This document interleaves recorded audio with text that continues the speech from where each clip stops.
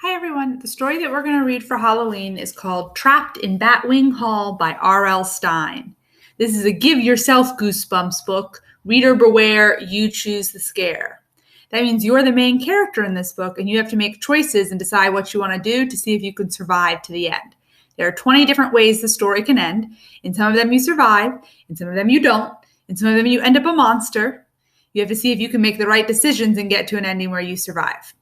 Now, regularly, I would have you and your classmates vote to decide what we're going to do to see if we can survive. But since I don't have you here with me, I've asked Cousin It to help me out to make the choices for us. So we'll see if you and I and Cousin It can escape Batwing Hall.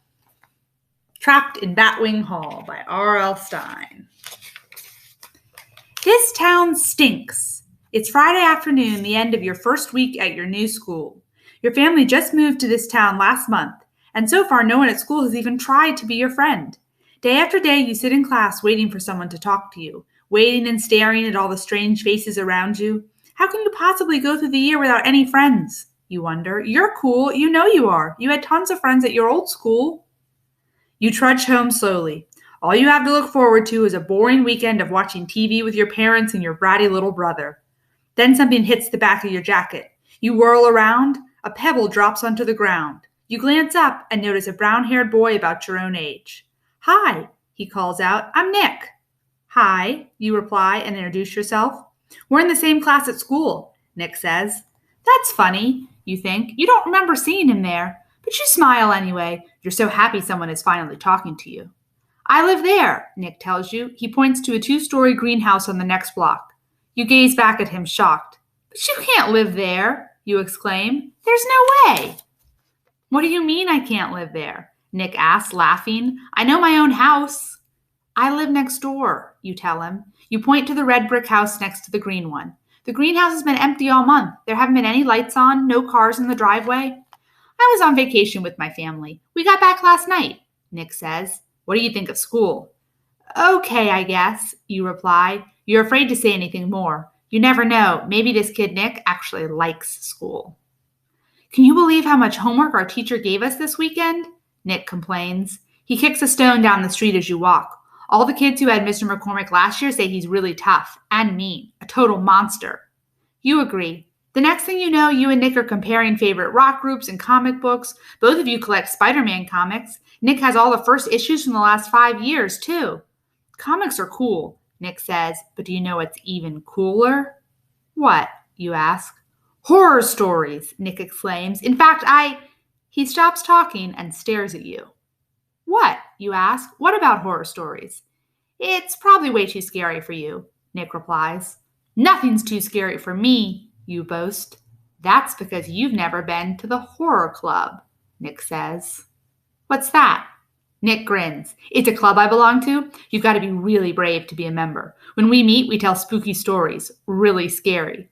Cool, you reply. I love scary stories. Can I join?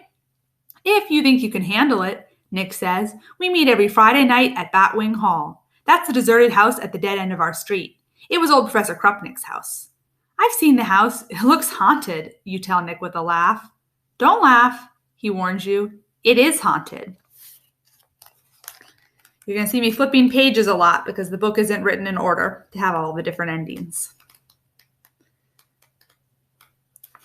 Haunted? For real? You ask. For real, Nick replies seriously. That's why we picked it. Some of the scariest stories I've ever heard happened in Batwing Hall. Like what? Like the story of the kids on Halloween night, Nick says. They were all dressed up, trick-or-treating. They rang Krupnick's doorbell. A figure dressed in all black answered, and the kids were invited inside, only they never came out. What happened? You ask breathlessly. Nobody knows, Nick replies, but late at night, you can still hear the kids' screams. Horrible screams. And when the moon is full, some people say they've seen little creatures in monster costumes roaming about inside the house, trapped forever. Wow, great story, you say. It's not a story, Nick tells you. Being a member of the horror club can be dangerous, very dangerous. He pauses, then adds, Today is Friday. We meet tonight. Do you want to come? What do you think? This is your first choice. Risk it and go to the horror club tonight or say thanks anyway. What do you think, Cousin It? He thinks we should risk it. He isn't scared. I think so too. Let's risk it. Risk it and go to horror club tonight. The horror club sounds great, you tell Nick. Count me in. I'll meet you in front of your house at 9 o'clock tonight, Nick says.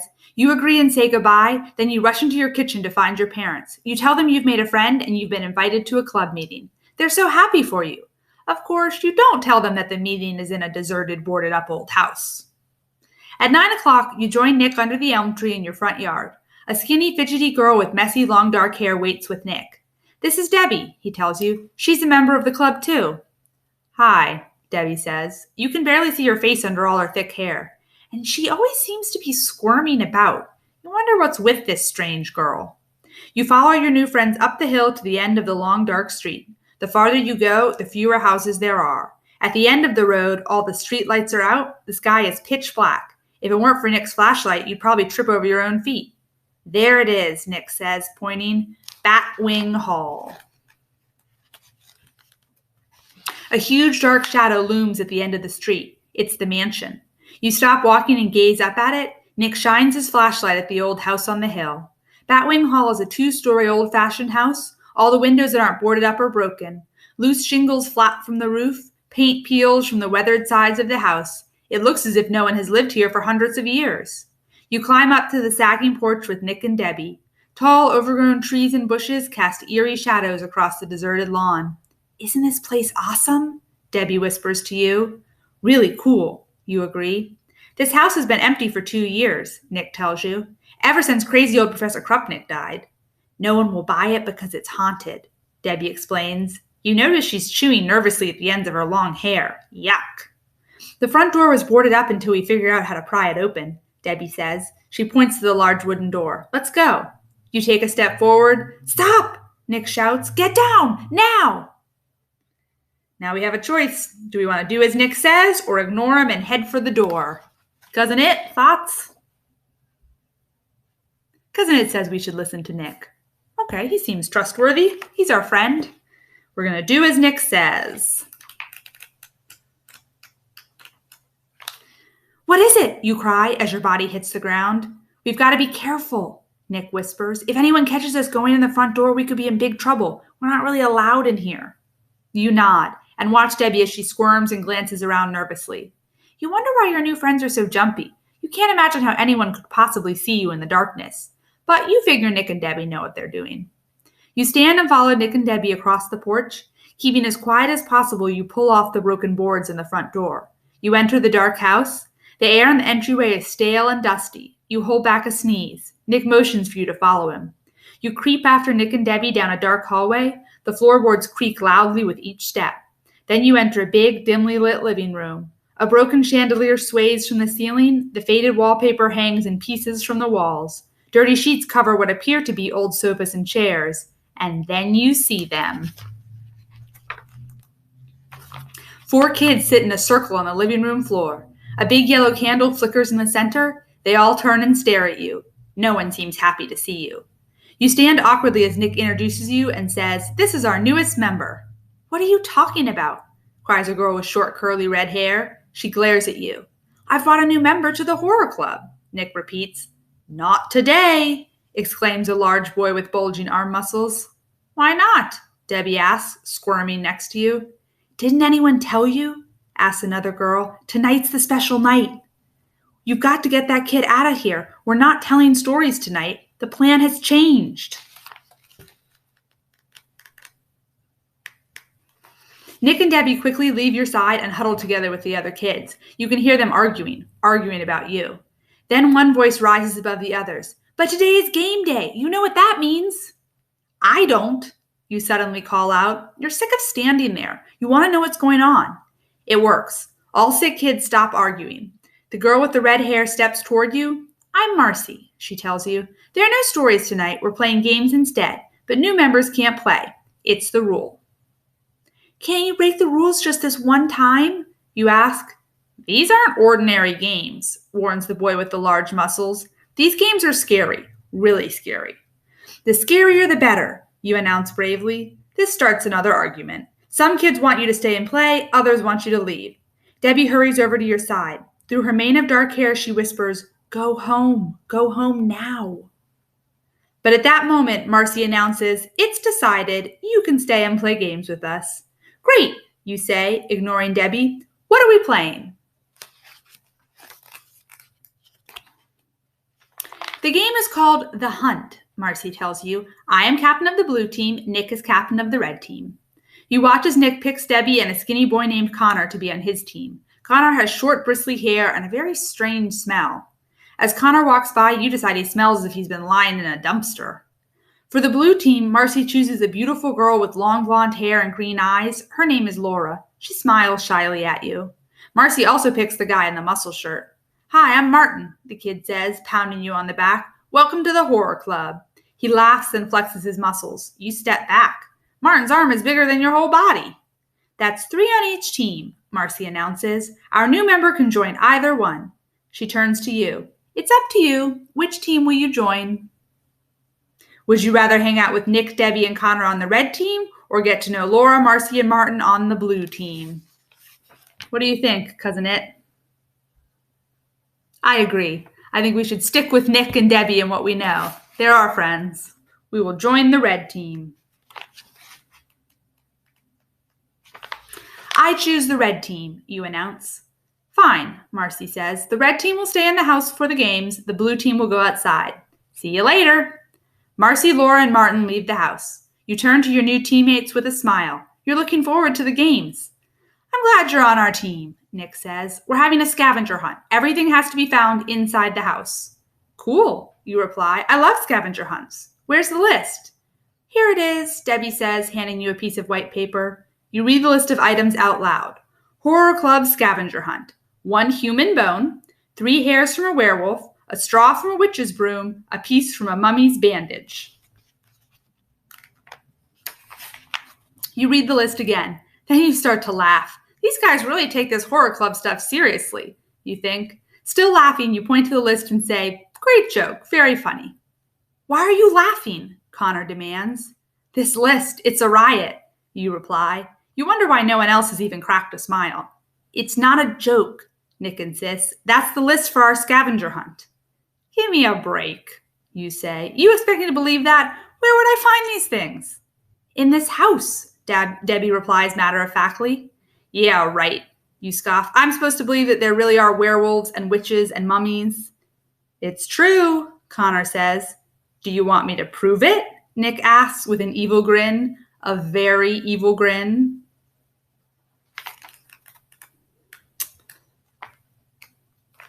"Okay," you say. "Go ahead."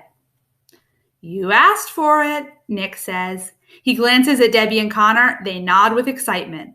What's going on, you wonder? Slowly, Nick brings his hands up to his cheeks. He hooks his thumb under his chin and rips his face right off. You gasp. The head of a green-scaled reptilian monster stares out at you from the top of Nick's body.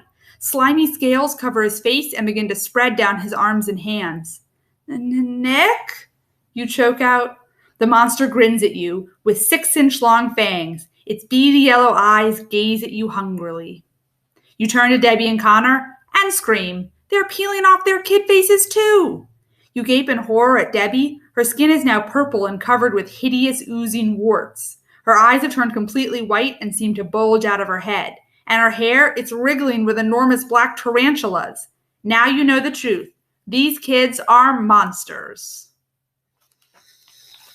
I don't know, Cousin It. Things are getting dicey. You turn and sprint for the front door, but the entrance is blocked by Connor. He grabs your shoulder, and you nervously stare up at him, way up. Connor has turned into a 7-foot-tall giant with one red eye in the middle of his forehead, and the stench coming off his body is unbearable. "Where are you going?" he growls. I need to go home," you mumble. You duck under Connor's massive arm and lunge for the doorknob. And miss. The monster that used to be Nick beat you to it. Nick locks the door and says, "Not so fast. It's time for the scavenger hunt." "Scavenger hunt? There's no way you're sticking around to play a game with monsters? Unless this is all a joke." "Hey, that's it," you think. "It's all a joke. They must be wearing monster costumes." "No," you think again. "They can't be wearing costumes. They're way too real looking." "Quick, You have to make up your mind.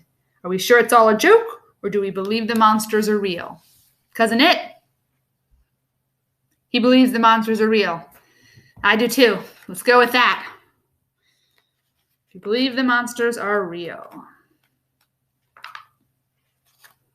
You stare at Nick, Debbie, and Connor's gruesome faces. There's no question they're monsters. Real monsters. Let me out of here, you cry. Nick still blocks the door. You spot a window in the living room. You take a deep breath and race for it. You're fast. You always win the 50-yard dash at school. But against these monsters, you're not fast enough. Debbie easily beats you to the window. The tarantulas scurry through her spiderweb hair as she cackles, "There's no way out." "Please let me go home," you plead. "I won't tell anyone your secret. Just let me go." "No way," Nick cries as he enters the living room with Connor. "There's no escape from the horror club." "Well," Debbie says, "that's not exactly true. There is one way out." You gaze around the room, searching frantically for an exit. The three monsters circle you. You don't see any way past them. "Where is it?" you ask. "How do I get out?" Nick glares at Debbie. "Your only hope," Debbie says, ignoring Nick, "is to play the game." "What game?" you ask Debbie, your voice trembling. "The scavenger hunt," she declares. "If you can find all 4 items on the list before midnight," Nick adds, "then we'll let you go. If you fail, you will be trapped here with us forever and turned into a monster." Not much of a choice, huh? Your knees shake as you review the scavenger hunt list in your mind. Where will you ever find werewolf hair and mummy bandages? Then again, you don't have many options. But maybe you think you can use the time to search for an open window and escape. "You've only got 2 hours, Connor growls, looking at the tiny watch on his huge wrist. "You'd better get started." "You can begin here on the main floor or go upstairs," Nick tells you, his reptile tongue darting in and out of his mouth. "It's your choice. Stay on the main floor or try your luck upstairs." What do you think, Cousin It? He says, "Try our luck upstairs." Let's do it.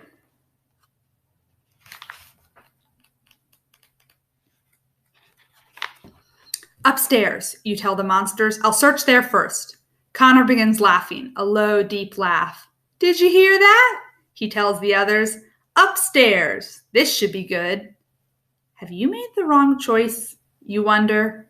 It doesn't matter. You have to do something. You cross your fingers that there may be a way to escape upstairs, a way out of this house of horrors. You head toward the main staircase in the front hall. There's no electricity in the old mansion. Your shadow flickers in the spooky light of kerosene lamps. Debbie follows close behind you. You pick up your pace, just in case one of those huge tarantulas decides to jump from her hair to yours. The stairs are covered with a thick layer of dust. Slowly you start to climb. One step, then another. The wooden boards creak and groan under your weight. The staircase stretches upward into total darkness. Behind you, the 3 monsters noisily whisper to each other. You don't know what they're saying, and you don't care. You just want to get out of here. Now. You take a deep breath. It's time. Time to escape. You sprint forward. Before you go too far, you feel a strange tingling sensation all over your body. But you don't have time to worry about it. You must escape. The monsters are gaining on you. You fly up the stairs now, 2 steps at a time, and then you stop. The tingling is getting worse. "Keep going," you say to yourself. "You've got to keep going. The monsters are only a few steps behind." You try to run, but you can't. Something's wrong. You're stuck in the middle of the staircase. You can't move up. Your legs are paralyzed. Nick, Debbie, and Connor close in on you. Connor's odor makes you gag, but you're trapped, frozen in place. "Need some help?" Nick asks with an evil snicker. All right, if you accept the monster's help or if you refuse, what do you think? Cousin It, should we accept their help or no? He thinks we should accept their help. Monsters can be friendly. That's true, Cousin It. Okay, we'll accept their help. "Yes, help!" you cry, still frozen in place. Then you hear Connor's deep, rumbling laughter. "You fell for it. You fell for our trick," he taunts. "What trick?" you ask. "The force field. You're trapped in a force field," Connor tells you. Debbie and Nick laugh along with him. "Force field?" you exclaim. "Turn it off. Let me out of here." "Sorry," Nick says with a reptile-like hiss. "You can't escape from Batwing Hall." That's right, Debbie sneers. The force field doesn't turn off until 1 minute after midnight. That's 1 minute after you've turned into a monster, Connor leers. Then the monsters lumber down the stairs, leaving you alone, trapped in the force field. You glance at your watch. Time is ticking away. You struggle, trying to break through, but you can't budge. You're stuck until midnight, until it's time for a monster of a change. The end. Uh-oh, Cousin It, we failed to escape. We could go back and try and make a different choice. Maybe refuse the monster's help, or choose to search around the house inside, or maybe we should have joined the blue team. Maybe it was wrong to trust Nick and Debbie. That's it for today. That's what I have time for. But maybe in the future we can read some more of it and see if we can find a way to survive. All right. Bye. I hope you have a good Halloween. I'll see you next week.